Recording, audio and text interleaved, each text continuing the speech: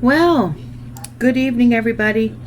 I just got home and I'm getting to work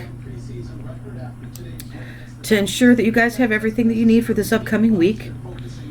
I can't believe it's week 2 already. It seems like we just started.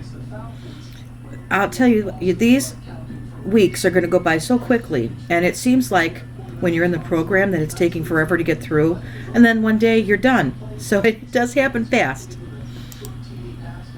So let's see what's coming up. Now this week is week 2, so we'll go there. So if anybody is still having difficulty getting your exams scheduled, please talk to the student success team. They're so helpful. I've really taken it as far as I can.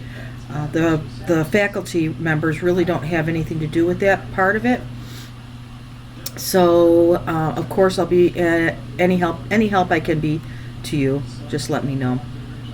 Over the next couple of days, it's so tempting because I do want to start reading the papers as soon as they're submitted, but I hold off until that paper is due, so I'll start reading them tomorrow and getting them back to you as soon as I possibly can.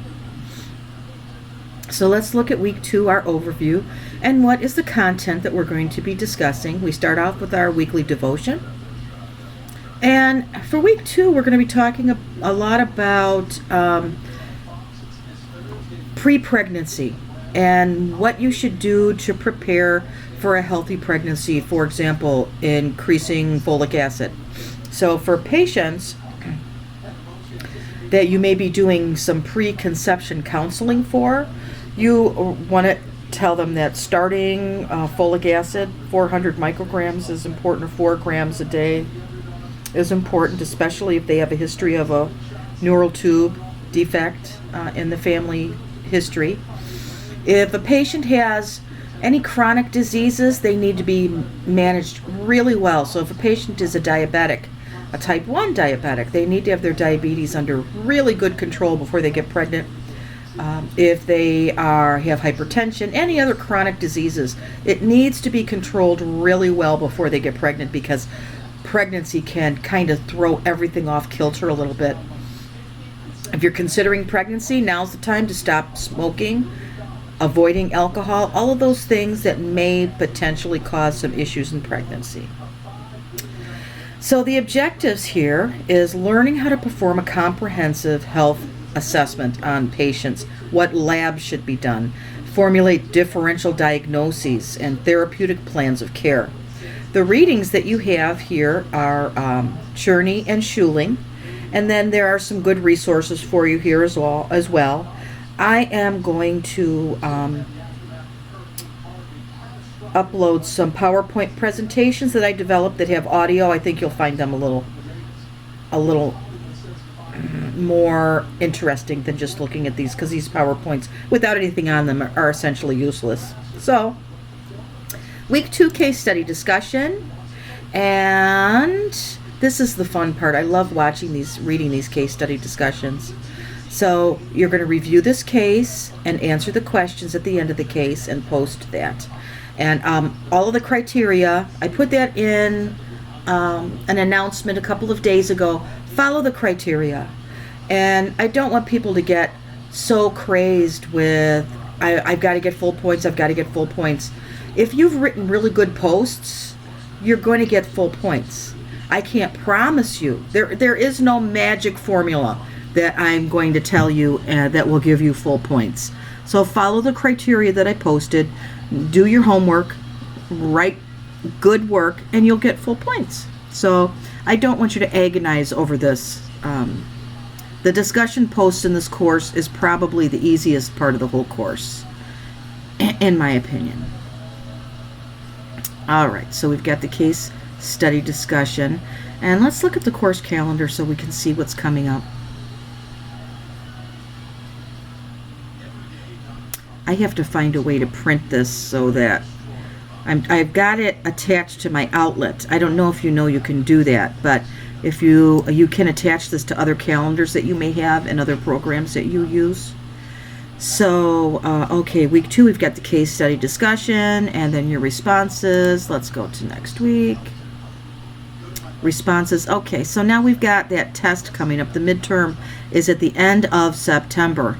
Now, I like to have an Adobe Connect session that I offer where I go over a study guide that I've developed with you, and I spend an hour discussing it and answering any questions that you may have.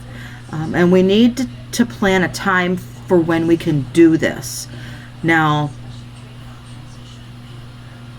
I don't work Tuesdays and Thursdays because Tuesdays and Thursdays are my days that I do the majority of my coursework that I can't do in between patients in the clinic. So if the midterm is here, I want to give you enough time to study.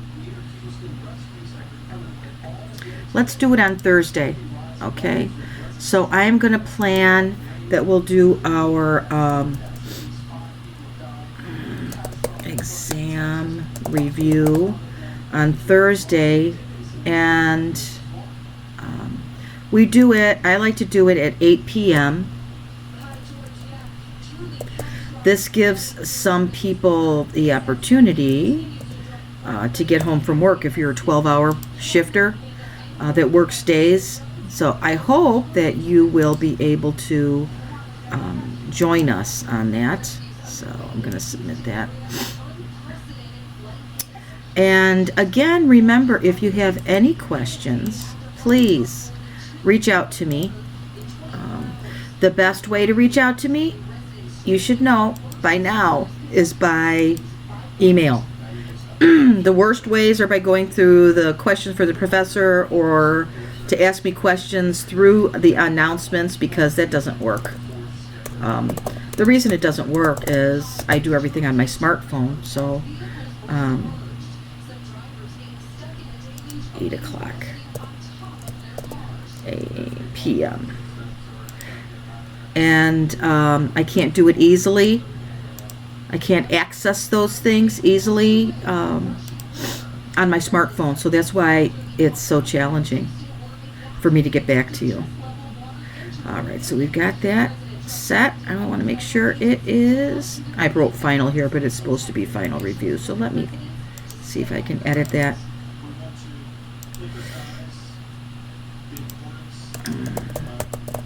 Okay, and this is supposed to be 9. If we go over an hour, I hope that's okay, because sometimes we go from until like 9:10 or something like that. I do try to record this also, and I've got to say I've had some success with it, but I make no promises because it's not easy. All this technologic stuff. I'm going to try. I will do my best. So for those who are not able to attend, you'll be able to view it, and so we'll give that a try. But for right now, focus on your case study discussion. I'll be getting those papers back to you, and have a good evening.